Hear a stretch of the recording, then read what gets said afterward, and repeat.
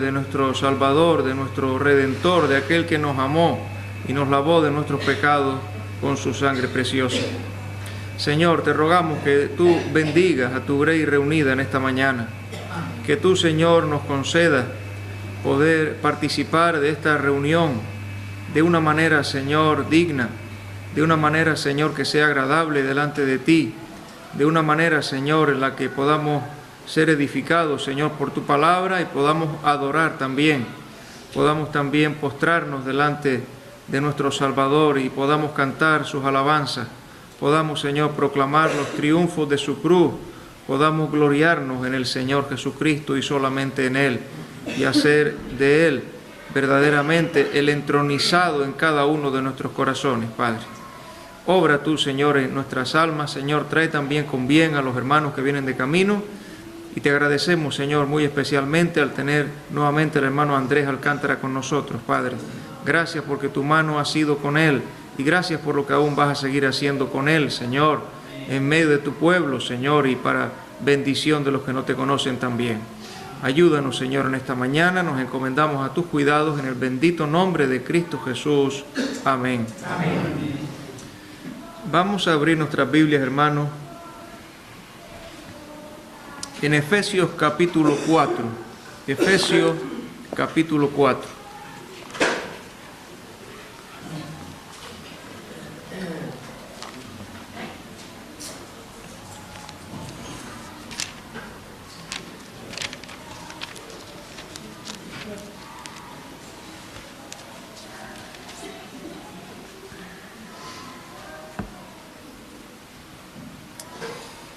Vamos a leer los versículos desde el 22 al 32. Efesios 4, 22 al 32. Dice así la palabra del Señor: en cuanto a la pasada manera de vivir, despojaos del viejo hombre que está viciado conforme a los deseos engañosos, y renovaos en el espíritu de vuestra mente, y vestíos del nuevo hombre creado según Dios en la justicia y santidad de la verdad. Por lo cual, desechando la mentira, hablad verdad cada uno con su prójimo, porque somos miembros los unos de los otros. Airaos, pero no pequéis, no se ponga el sol sobre vuestro enojo, ni deis lugar al diablo. El que hurtaba no hurte más, sino trabaje, haciendo con sus manos lo que es bueno, para que tenga que compartir con el que padece necesidad. Ninguna palabra corrompida salga de vuestra boca, sino la que sea buena para la necesaria edificación, a fin de dar gracia a los oyentes. Y no contristéis al Espíritu Santo de Dios, con el cual fuisteis sellados para el día de la redención. Quítense de vosotros toda amargura, enojo, ira, gritería y maledicencia y toda malicia. Antes sed benignos unos con otros, misericordiosos, perdonándoos unos a otros, como Dios también os perdonó a vosotros en Cristo. Y una segunda lectura, en 1 Corintios capítulo 5, 1 Corintios capítulo 5, versículos 6 al 8. 1 Corintios 5, versículos 6 al 8.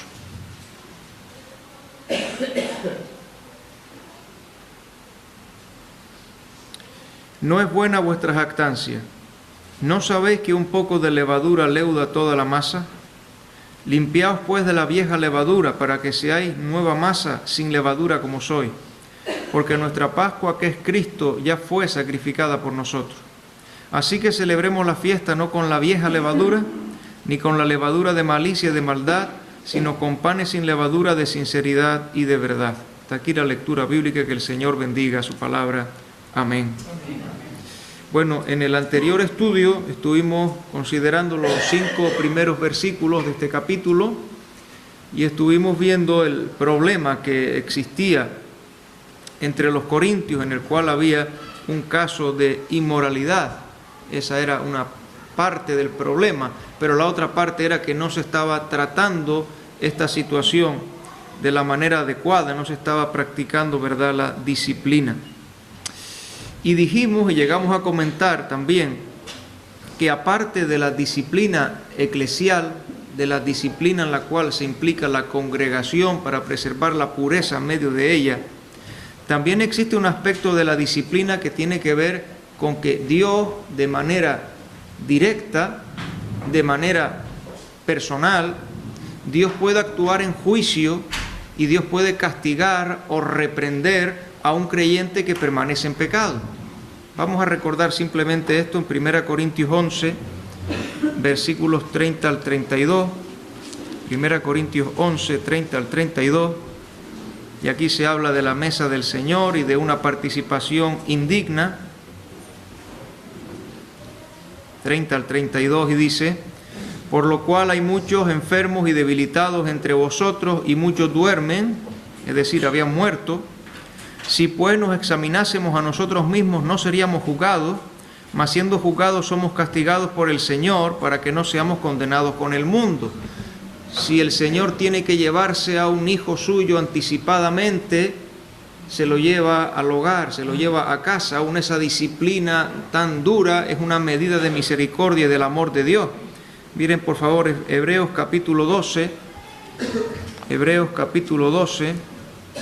versículo 6. Hebreos 12, versículo 6 dice: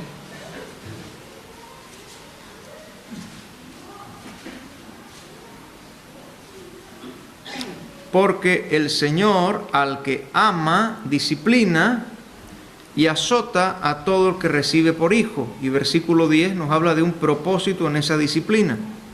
Y aquellos ciertamente por pocos días nos disciplinaban como a ellos les parecía, pero para lo que nos es provechoso, para que participemos de su santidad. Pero ahora vamos a retroceder un momento al Antiguo Testamento, al libro de Job, capítulo 6. Porque seguramente es importante decir aquí también que no siempre la enfermedad, la debilidad o la aflicción tienen que ver con la disciplina.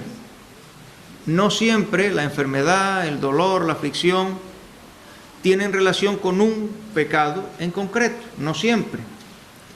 Los discípulos le preguntaron al Señor cuando se encuentran con aquel ciego de nacimiento y le dicen: Señor, ¿quién pecó, este o sus padres, para que haya nacido ciego?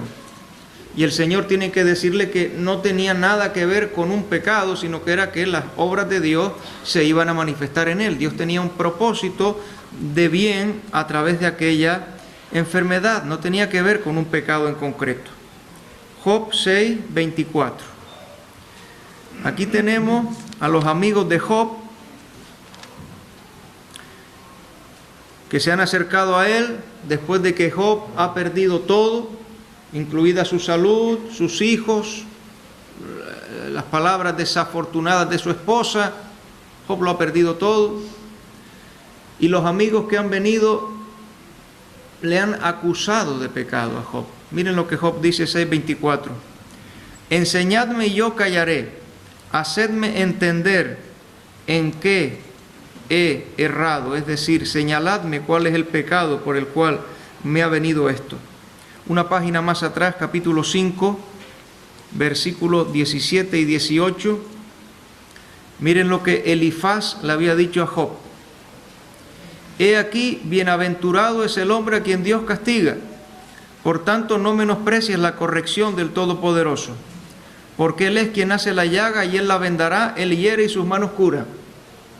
Cierto es que es bienaventurado aquel a quien Dios castiga, pero Dios no estaba castigando a Job. Esta operación divina no era para reprender a Job por un pecado en concreto. Un poquito más atrás, estoy yendo en la dirección opuesta, capítulo 1, versículo 8. Y Jehová dijo a Satanás: ¿no has considerado a mi siervo Job? Dice ahora, que no hay otro como él en la tierra, varón perfecto y recto, temeroso de Dios y apartado del mal. Así que la cuestión no era un pecado, pero muchas veces Dios nos lleva a pruebas de nuestra fe y nos hace conocer a nosotros tantas veces la debilidad de nuestra fe y fortalece nuestra fe en medio de la aflicción y de la prueba. Quizá el Señor nos quiera usar en medio de esa aflicción para el bien de otras personas que pueden ver en nosotros nuestra confianza en Cristo y pueden quedar impactados. Yo creo que todos hemos conocido hermanos que les hemos visto en situaciones muy penosas en la carne, pero con la luz de Cristo brillante en medio de tanta dificultad, y eso a nosotros nos ha ayudado ver la firmeza de esos creyentes. Pero a veces también el Señor nos está formando y nos está preparando para servirle mejor. Y para servirle mejor tenemos quizá que, como aquel José, ser echados en una cisterna y llegar a un lugar de aflicción y ver cómo las cosas no van del todo bien y tenemos que aprender a depender del Señor. Y esa es una escuela formativa, la prueba también es una escuela formativa.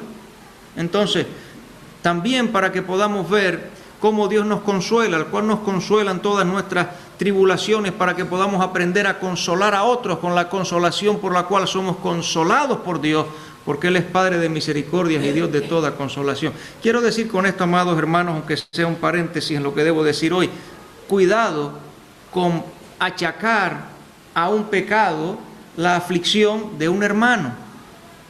Necesariamente seamos consoladores, pero evitemos el ser acusadores, porque no sabemos, porque no conocemos y porque no debemos añadir aflicción a lo que un hermano esté padeciendo. Retornamos entonces a nuestro pasaje y estamos diciendo aquí que el apóstol Pablo, guiado por el Espíritu Santo, ha llamado a los santos en Corinto a que apliquen la disciplina para este caso que está ocurriendo. Versículo 3 al 5, que leímos la ocasión anterior, dice: ciertamente yo, como ausente en cuerpo, pero presente en espíritu, ya como presente he juzgado al que tal cosa ha hecho. En el nombre de nuestro Señor Jesucristo, por tanto es la voluntad del Señor, reunidos vosotros y mi espíritu con el poder o la autoridad de nuestro Señor Jesucristo, el tal se ha entregado a Satanás para destrucción de la carne, a fin de que el espíritu sea salvo en el día del Señor Jesús. Y una vez más vemos aquí la seguridad de la salvación. Aquel que ha sido salvado será presentado delante del Señor en el día del Señor Jesús. Ahora, este capítulo 5 de 1 Corintios se puede dividir en 3 secciones. De hecho, si se fijan, nosotros hemos empezado por los 5 primeros versículos. Ahora hemos tomado los 3 siguientes versículos hasta el 8, y si el Señor lo permite, en otra ocasión hablaremos desde el 9 hasta el 13. Dividimos en 3 partes este capítulo. Un comentarista bíblico que se llama Warren Wiersbe hace una división de estas 3 partes. No es el único que la hace, pero él la hace de la siguiente manera, que mencionaré, porque para el estudio de hoy he querido tomar el epígrafe de este hermano. Él dice que este capítulo se divide en 3 partes, porque la disciplina siempre es por el bien, siempre es para bien, siempre procura el bien. La última sección, los versículos 9 al 13, que no hemos hablado todavía, nos hablarán de que la disciplina en la iglesia es por el bien del mundo, es por el bien del testimonio de la iglesia frente al mundo.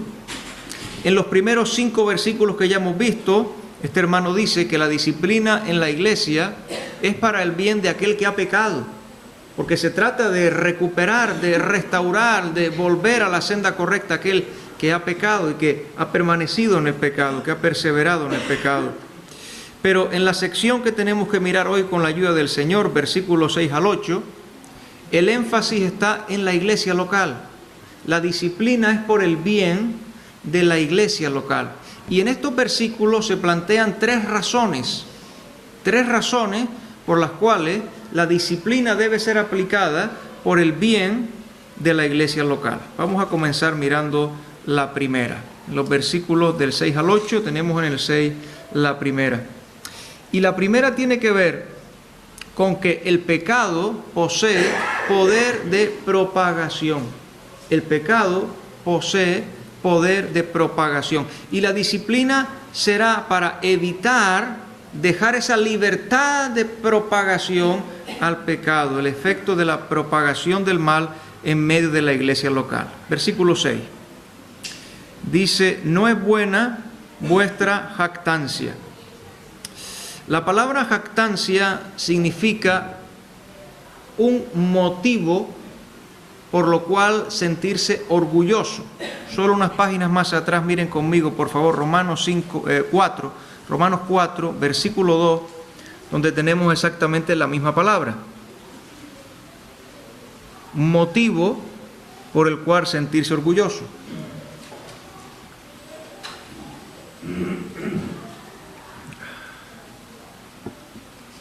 Romanos 4, versículo 2. Dice: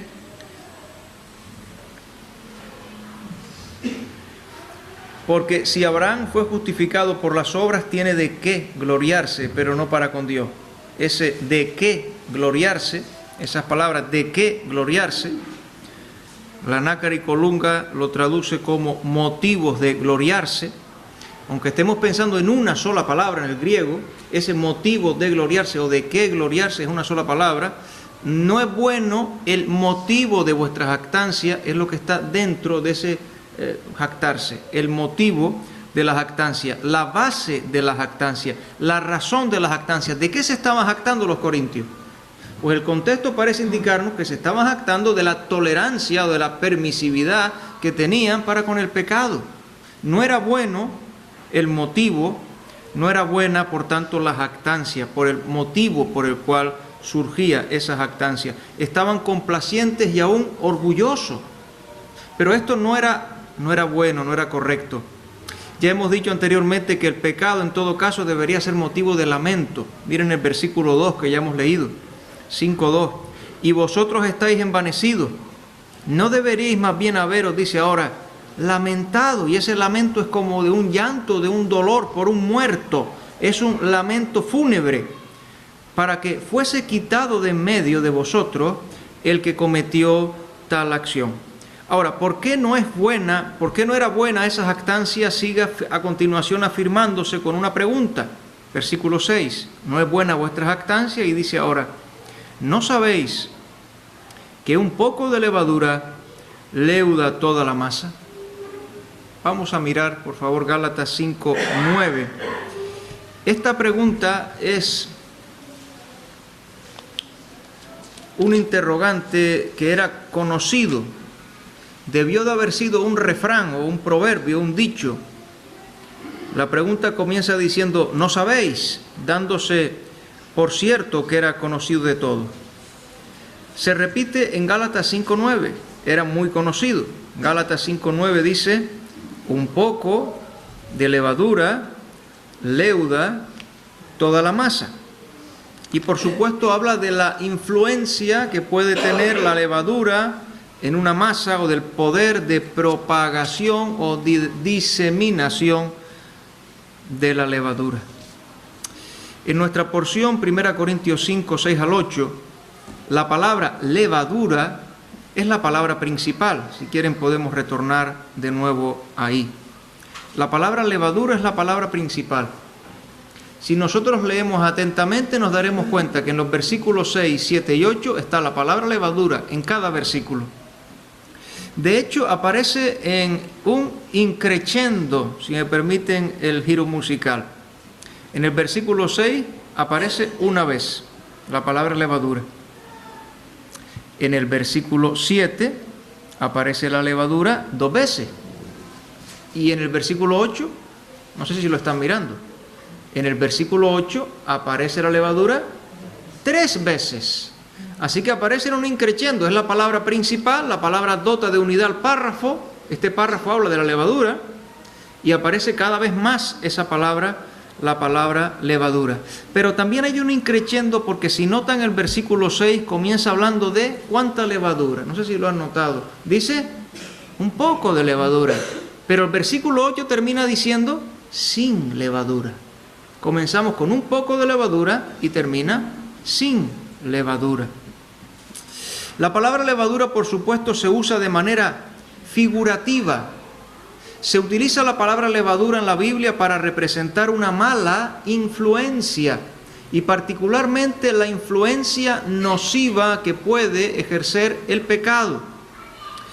Si fuéramos a los evangelios, a Mateo 16, vamos un momento ahí al menos, Mateo 16, tengo varias citas, pero creo que esta va a ser la única que podamos mirar juntos.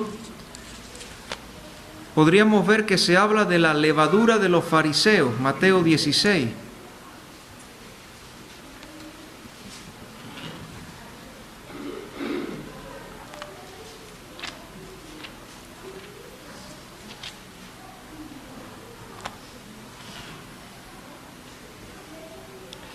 dice 16, versículos 11 y 12.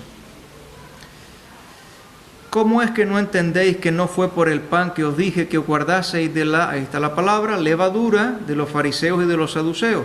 Entonces entendieron que no les había dicho que se guardasen de la levadura del pan, sino de la doctrina de los fariseos y de los saduceos. Así que se puede pensar en la falsa enseñanza, como de una levadura aquí de los fariseos y de los saduceos. Dije un versículo, pero permítanme otro.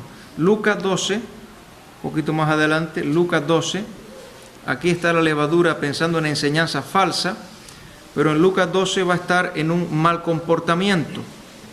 Lucas 12, versículo 1.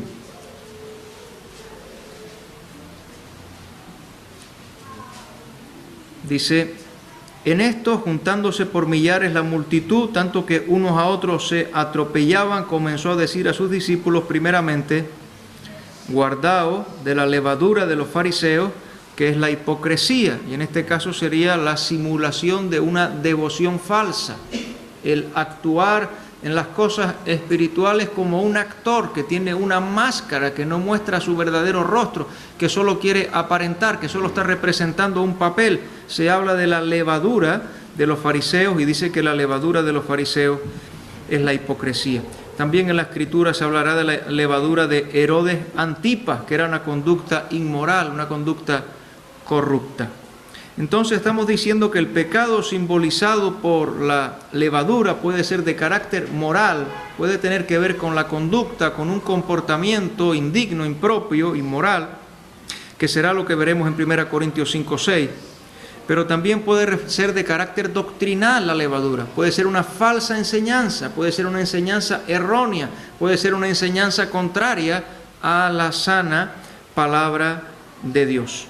Así el hermano don Luis Carballosa, en su comentario de Mateo, él cuando habla de la levadura hace la siguiente lista, y él habla por un lado de la impureza, de la hipocresía, del racionalismo, del formalismo y del materialismo.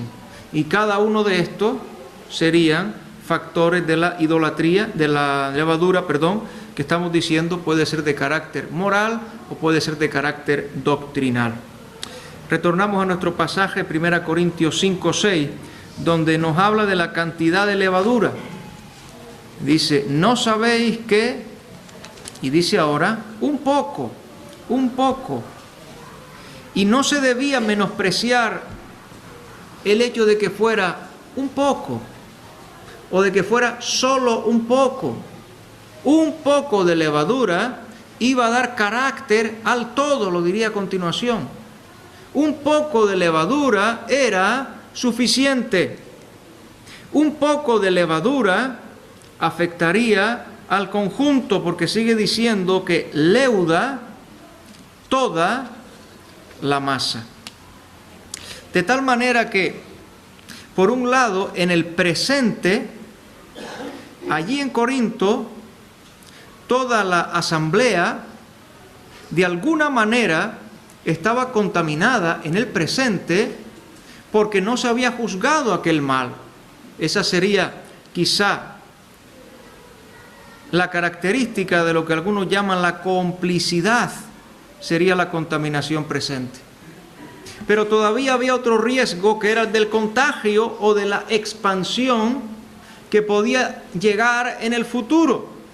Porque si se dejaba sin juzgar, posiblemente otros tomarían buena nota de lo que estaba mal, pero era tolerado y no era reprendido. Miren por favor conmigo Deuteronomio 21, versículo 21, para tomar un principio y notar cómo termina este versículo, que tiene que ver con el pueblo de Israel y con la dispensación de la ley. Pero vamos a notar cómo termina el versículo, Deuteronomio 21, 21. 21, 21. Entonces todos los hombres de su ciudad lo apedrearán y morirá, así quitarás el mal de en medio de ti. Y ahora destacamos lo que dice: y todo Israel oirá y temerá. Igualmente ahora 1 Timoteo 5:20. 1 Timoteo 5:20.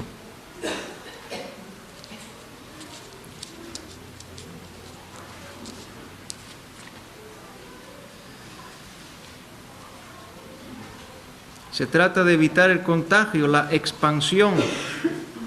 5:20 dice: a los que persisten en pecar, repréndelos delante de todos. Miren aquí el objetivo: para que los demás también teman.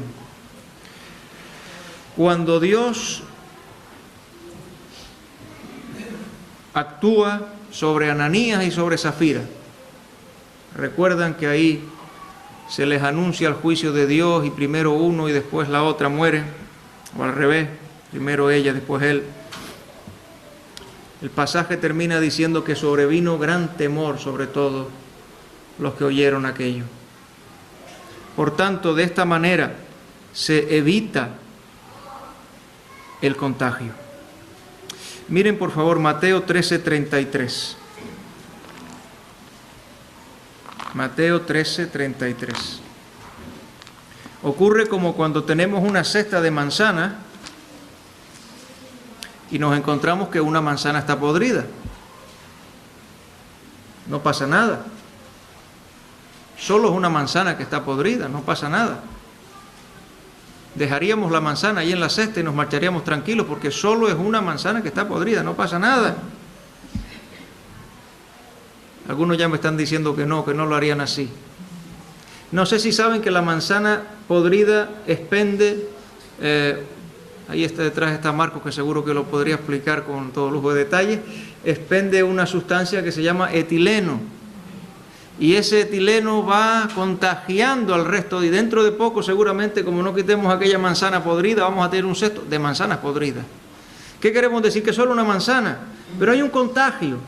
Hay un contagio, que nos parezca, pero hay un contagio y dentro pronto todas estarán de la misma manera. Por eso habrá que quitar la manzana del cesto. Miren 13:33 dice: otra parábola les dijo: el reino de los cielos es semejante a la levadura que tomó una mujer. Y noten que dice que escondió, muchas veces esto está de manera oculta, en 3 medidas de harina. Cada medida de harina son 13 kilos. Y dice ahora hasta que todo fue leudado. Un poco de levadura podría leudar 40 kilos. Pues aquí lo dice. Escondió en 3 medidas todo fue leudado.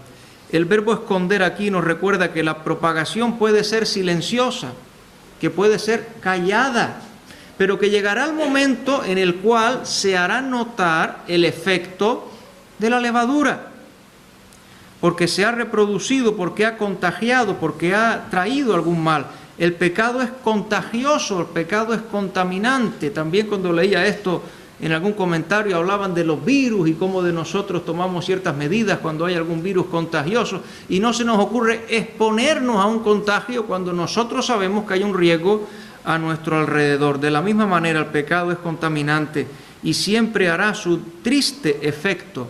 Y podemos saber que un pan tiene o no tiene levadura cuando vemos cómo ha quedado finalmente el pan, cuál es el resultado que ha ocurrido. Por tanto, se precisa de una recta y piadosa disciplina para mantener el carácter de la iglesia, porque en primer lugar tenemos que recordar que el pecado tiene poder de propagación, y esa es la primera razón por la cual se ha de practicar la disciplina en medio de la iglesia.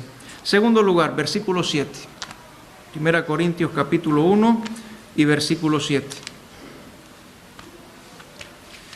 En este versículo tenemos que observar cómo la tolerancia con el pecado es incoherente. Versículo 7. La tolerancia con el pecado es incoherente con la posición del creyente. Repito, la tolerancia con el pecado es incoherente con la posición del creyente. Dice ahora, versículo 7, limpiaos pues de la vieja levadura. Y aquí tenemos una exhortación: limpiaos. El verbo limpiar, podemos ir buscando Éxodo capítulo 12, el verbo limpiar significa purificar o limpiar por completo, completamente.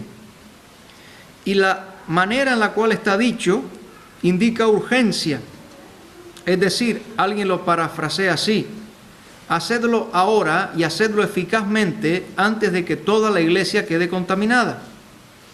Y evidentemente esta exhortación nos recuerda, y más en el contexto de estos versículos, nos recuerda al mandamiento para quitar la vieja levadura antes de la fiesta de la Pascua, que esto tenía que ver con el pueblo de Israel, y que esto ocurre por primera vez cuando el pueblo de Israel va a ser sacado de Egipto por la mano poderosa de Dios.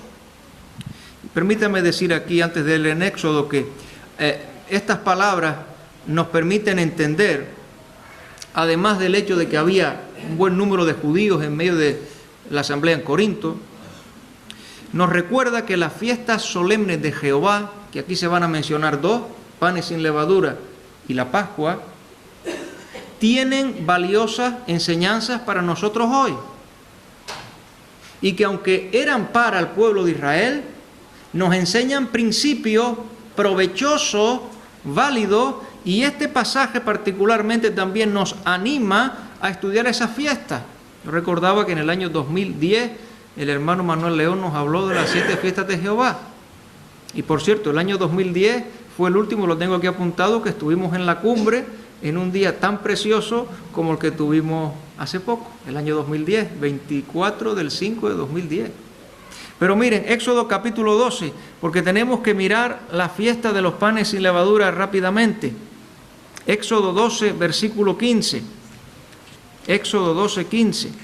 Dice: 7 días comeréis panes sin levadura, y así el primer día haréis que no haya levadura en vuestras casas. Porque cualquiera que comiere leudado desde el primer día hasta el séptimo será cortado de Israel. El primer día habrá santa convocación, y asimismo en el séptimo día tendréis santa convocación, ninguna obra se hará en ello, excepto solamente que preparéis lo que cada cual haya de comer. Y guardaréis la fiesta de los panes sin levadura, porque en este mismo día saqué vuestras huestes de la tierra de Egipto. Por tanto, guardaréis este mandamiento en vuestras generaciones por costumbre perpetua. En el mes primero comeréis los panes sin levadura, desde el día 14 del mes por la tarde hasta el 21 del mes por la tarde. Por 7 días no se hallará levadura en vuestras casas, porque cualquiera que comiere leudado, así extranjero como natural del país, será cortado de la congregación de Israel. Ninguna cosa leudada comeréis en todas vuestras habitaciones, comeréis panes sin levadura. Lo mismo ocurre en el capítulo 13, podemos leer por ejemplo versículo 7, vamos a leer nada más un poco, por amor al tiempo. Dice: por los 7 días, 13:7, se comerán los panes sin levadura, y no se verá contigo nada leudado ni levadura en todo tu territorio, y lo contarás en aquel día a tu hijo diciendo: se hace esto con motivo de lo que Jehová hizo conmigo cuando me sacó de Egipto, y te será como una señal sobre tu mano y como un memorial delante de tus ojos, para que la ley de Jehová esté en tu boca, por cuanto con mano fuerte te sacó Jehová de Egipto. Así que tenemos por un lado ese recuerdo de lo que había ocurrido en el momento de la salida de Egipto, pero también que luego había una conmemoración anual y tenían que quitar toda la levadura de los hogares y tenían que proclamar esa ruptura de la esclavitud de Egipto y tenían que proclamar que ya habían salido de Egipto a la libertad que Dios con mano fuerte y con brazo extendido les había dado. Así que parece que el judío piadoso iba al lugar donde se amasaba, a la artesa de amasar, esa pila donde se amasa, y la limpiaba a fondo para que no quedara ni traza de levadura. Que cogía una lámpara y buscaba por toda la casa con esa lámpara para ver que en toda su casa no quedara levadura. Que luego se dice que oraba a Dios y decía: oh Dios, he quitado la levadura de mi casa, pero si quedara alguna de la que no sé nada, con todo mi corazón la quito también. Y esta imagen nos ayuda a entender la separación del mal a la cual el cristiano está llamado hoy y la iglesia del Señor está llamada hoy. En la asamblea el mal tiene que ser excluido. Por eso dice, limpiaos, limpiaos de la vieja levadura. Por tanto, tiene que ser quitado. No hay comunión entre la luz y las tinieblas, entre el pecado y el creyente. Pero sigue diciendo el versículo, limpiaos de la, dice ahora, vieja levadura. Y es notable que en este pasaje se contraste vieja levadura y un poquito más adelante leeremos la nueva masa. La vieja levadura y la nueva masa. Se está hablando de lo viejo y de lo nuevo. Se está hablando del pecado y de la santidad. Se está hablando de la vida vieja y de la vida nueva que tenemos en Cristo. El cristiano ha muerto al pecado. Dice la Escritura que, de modo que si alguno está en Cristo, nueva criatura es. Y ahora dice de las cosas viejas, ¿qué? Pasaron. Las cosas viejas pasaron. Limpiaos pues de la vieja levadura, las cosas viejas pasaron. He aquí todas son hechas nuevas. Hay un contraste entre lo viejo y lo nuevo. Y sigue diciendo el versículo, hablando de la correspondencia entre la posición y la práctica. Dice, para que seáis nueva masa, es decir, masa pura, sin mezcla de levadura, sin levadura como sois. Y noten que lo que está diciendo es para que seáis como sois. ¿Cómo es eso de que para que seáis como sois? Porque debían expresar en la vida práctica lo que ya habían sido hechos en Cristo, para que fueran en realidad lo que en realidad eran. Miren por favor, un poquito más adelante, capítulo 6, versículos 9 al 11. ¿Qué es lo que eran? ¿Qué es lo que son? ¿Qué es lo que era también el cristiano? ¿Qué es lo que es hoy el cristiano? Dice 6:9. ¿No sabéis que los injustos no heredarán el reino de Dios? No es rey. Ni los fornicarios, ni los idólatras, ni los adúlteros, ni los afeminados, ni los que se echan con varones, ni los ladrones, ni los avaros, ni los borrachos, ni los maldicientes, ni los estafadores heredarán el reino de Dios. Y esto, y ahora subrayamos el verbo, dice, erais algunos. Mas ya habéis sido lavados, ya habéis sido santificados, ya habéis sido justificados en el nombre del Señor Jesús y por el Espíritu de nuestro Dios. Aquí dice, erais, habla de la vieja levadura, habla de la vida pasada, pero nuestro pasaje dice, para que seáis como sois, habla del presente. Lo mismo está en Efesios capítulo 5, versículo 8, que yo lo leo deprisa para poder avanzar un poquito, donde dice, porque en otro tiempo erais tinieblas, mas ahora sois luz en el Señor. Y a continuación dice lo mismo que aquí, andad como hijos de luz, es decir, para que seáis lo que sois, es lo que está pidiendo aquí la Escritura. De tal manera que ni el creyente en particular, ni la asamblea como conjunto, es una sociedad vieja remendada, sino es una nueva sociedad. Por lo tanto, debe dejar atrás lo antiguo. Y para hablar de lo viejo y de lo nuevo, echa la mirada o fija la mirada en el Calvario. Echa la mirada en aquel bendito Salvador que ha cambiado, que ha modificado, que ha partido nuestra vida en un antes y en un después, en un sin Cristo y en un con Cristo, en un sin esperanza y sin Dios en el mundo y en esa nueva vida de fe por su gracia. Porque sigue diciendo el versículo, porque nuestra Pascua, que es Cristo, ya fue sacrificada por nosotros. Así que para hablar de lo viejo y de lo nuevo tiene que hablar de Cristo, porque esta nueva vida es en Cristo y nuestra vieja vida y nuestra vida de pecado ha sido muerta y crucificada con Cristo. Cristo como el Cordero Pascual. Juan el Bautizador dice, he aquí el Cordero de Dios que quita el pecado del mundo. Y habla de sacrificar, de Cristo sacrificado por nosotros. Ese sacrificar involucra la muerte. Es decir, se puede traducir como sacrificar dando muerte. Sacrificar dando muerte a una víctima implica la muerte. Ya fue sacrificado, quiere decir que sacrificado muriendo. Y dice por nosotros, sacrificado, esa nuestra Pascua que es Cristo, ya fue sacrificada por nosotros porque fue un sacrificio sustitutorio. Así como el Cordero de la Pascua moría como sustituto de los hijos primogénitos en Israel, de esa misma manera, Cristo muere en nuestro lugar y Cristo es nuestro sustituto perfecto, es el Cordero sin mancha y sin contaminación que muere por nosotros.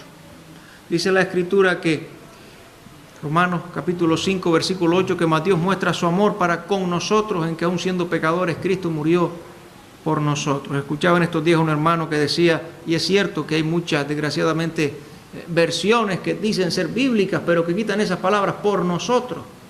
Pero la Biblia dice que murió por nosotros, porque fue un sacrificio sustitutorio en nuestro lugar. Pero también fue un sustituto a nuestro favor, porque es un sacrificio propiciador, porque es el sacrificio que nos libera de la ira de Dios que merecemos por nuestros pecados. Y hay que pensar que aquella noche de la Pascua, la sangre del Cordero tenía que ser untada y tenía que ser puesta sobre los postes y sobre el dintel de la puerta del hogar de los hebreos para que el ángel no entrara e hiciera estrago y hubiera muerte en aquella casa. Nosotros somos libres de la ira de Dios y del justo juicio de Dios por la sangre de Cristo derramada en la cruz cuando Él se ofrece como ese Cordero. Y por eso no hay ira para nosotros, porque Jesús bebió la copa de la ira del Padre. Es su sangre, somos nosotros, hallamos esa propiciación por su sangre. Pero también es un sacrificio redentor. Los israelitas fueron redimidos, rescatados, liberados de aquel Egipto, donde eran oprimidos, donde eran esclavos, donde sufrían todo tipo de penalidad. Y el creyente es redimido del pecado, de la muerte eterna, es redimido y puesto en libertad para servir a Dios ahora. Deja ir a mi pueblo para que me sirva, pero Israel no podría servir a Jehová, el Dios verdadero, hasta que no fuera libre de Egipto. Ahora el creyente redimido puede adorar y servir a Dios.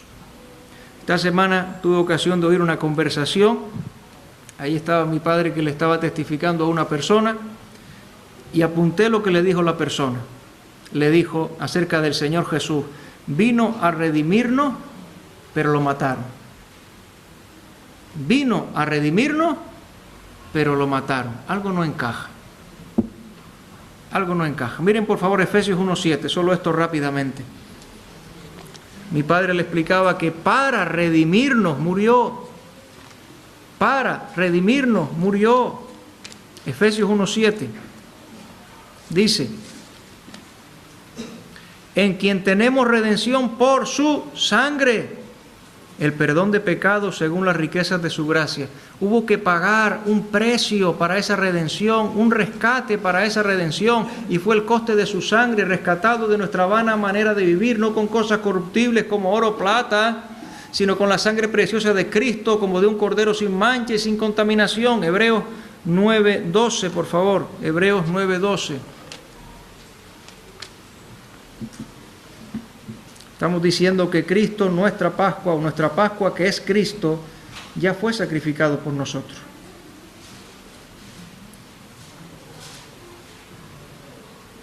(9:12) 9:12 dice: y no por sangre de machos cabríos ni de becerros, sino por su propia sangre, entró una vez para siempre en el lugar santísimo, y dice ahora, habiendo obtenido eterna redención por su sangre.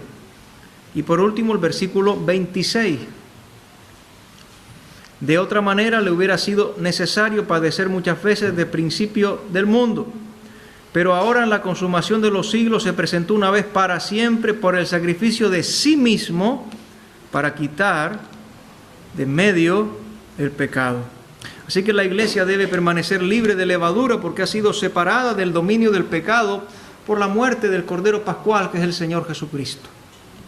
Debe arrancar todo lo que tenga que ver con la vida vieja, debe limpiarse de la vida vieja, lo cual aquí incluye esa influencia de miembros que pequen y que no se arrepientan. Entonces tenemos en primer lugar una primera razón que tiene que ver con el poder de propagación del pecado y que no debe ser menoscabado el poder de propagación del pecado. En segundo lugar, tiene que ver con la incoherencia de la posición del creyente que ya ha muerto al pecado, de permanecer en ese tipo de conducta, de tolerancia o incluso de elogio. Pero en tercer lugar, en último lugar, el versículo 8 nos habla de la necesidad de la disciplina en medio de la iglesia local, porque la pauta de vida del creyente debe ser la santidad. Porque la pauta de vida del creyente debe ser la santidad. Versículo 8 dice: así que celebremos la fiesta, o como decía la versión antigua, hagamos fiesta. Celebremos la fiesta o hagamos fiesta. ¿Cómo hacían los judíos en la antigua dispensación? Se limpiaban de la vieja levadura, se sacrificaba el cordero y se celebraba la Pascua. Tenemos la misma secuencia en nuestro pasaje. Y aquí la vida cristiana, hagamos fiesta, celebremos la fiesta, se asemeja, la vida cristiana se asemeja a una fiesta. Pero tenemos que pensar claramente en una fiesta solemne para Jehová. La vida cristiana es una vida para el Señor. Es una vida de santidad, de dedicación al Señor, de consagración. Alguien dijo hace poco, se habla poco en estos días, en cualquier lugar, de mensajes de consagración o de dedicación al Señor. Es posible. Pero aquí dice, celebremos la fiesta. Una fiesta de dedicación o de consagración al Señor. La fiesta de los panes sin levadura seguía al sacrificio de la Pascua. Y manando de la muerte de Cristo está la nueva vida, la vida de santidad, la vida que se vive en Cristo, por Cristo y para Cristo. Por tanto, no basta con señalar lo que se debe evitar. No basta con decir lo malo que tenemos que dejar atrás, que eso es lo que nos va a decir a continuación. Miren, versículo 8 dice ahora, no con la vieja levadura.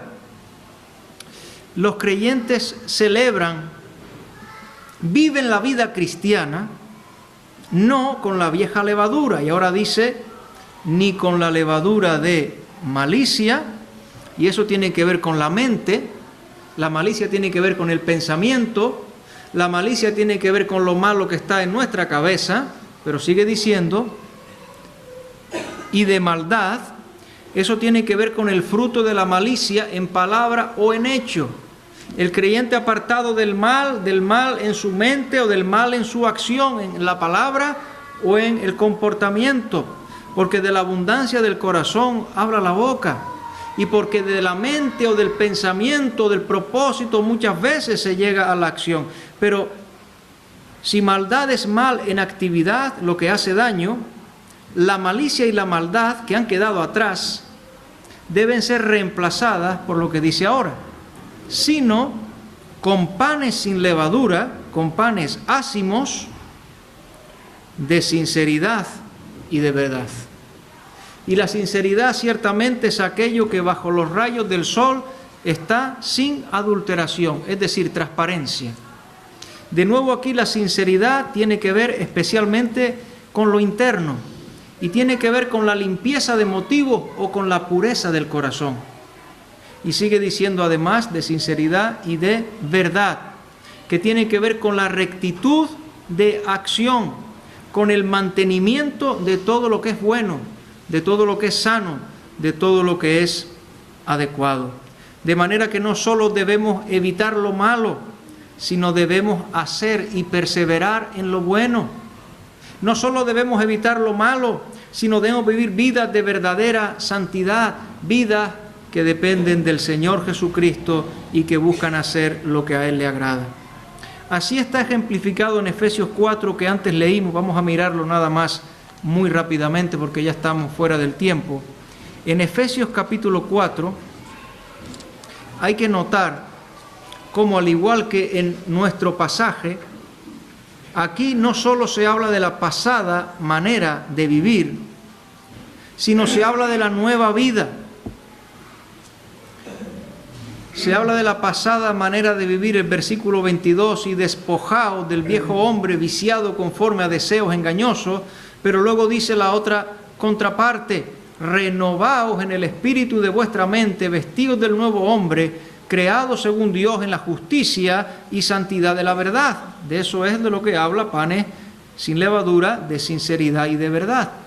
Y a continuación hay una serie de ejemplos prácticos, porque esto es algo práctico, no es algo teórico. El versículo 25, por ejemplo, por un lado dice que desechemos la mentira y por el otro lado dice que hablemos la verdad. El versículo 28, un poco más adelante, dice que el que hurtaba no hurte más, pero ahí no se termina señalando lo malo, sino viene ahora lo bueno, sino trabaje haciendo con sus manos lo que es bueno para que tenga que compartir con el que padezca necesidad. En el versículo 29 está la contrapartida de nuevo, diciéndose que no haya palabras corrompidas, sucias en nuestros labios, pero que sí haya la que sea buena para edificación, para dar gracia a los oyentes. Versículo 32 dice, sed misericordiosos. El 31 dice, quítense amargura, enojo, ira, gritería, maledicencia, malicia. El 32 dice, sed benignos unos con otros, misericordiosos, perdonándonos unos a otros, como Dios también nos perdonó a vosotros en Cristo. Estos rasgos gemelos, dijo alguien, la sinceridad y la verdad. El creyente es llamado a andar en santidad, y esa santidad aquí se menciona como sinceridad y verdad. Ciertamente fueron vistos en la plenitud de su perfección en el mismo Señor Jesucristo, el que murió por nuestros pecados, y nosotros vivimos por Él, y debemos vivir en el poder de su vida de resurrección. Que Él viva su vida a través de nosotros. Esa es la nueva vida del creyente a la cual hemos nosotros de aspirar. Efesios capítulo 5, versículos 6 al 10, y ya estamos terminando. Hemos dicho 3 razones por las cuales es necesaria la disciplina para el bien de la iglesia: el poder de propagación del pecado, la incoherencia con la posición del creyente, y que la santidad debe ser la pauta de vida del creyente. Versículos 6 al 10 de Efesios 5, y aquí ya terminamos. Nadie os engañe con palabras vanas, porque por estas cosas, por la levadura, viene la ira de Dios sobre los hijos de desobediencia. No seáis pues partícipes con ellos, porque en otro tiempo erais tinieblas, mas ahora sois luz en el Señor. Andad como hijos de luz, porque el fruto del Espíritu es en toda bondad, justicia y verdad, comprobando lo que es agradable al Señor. Y ese es ahora nuestro objetivo, agradar a aquel que nos ha salvado. Que el Señor bendiga su palabra. Amén.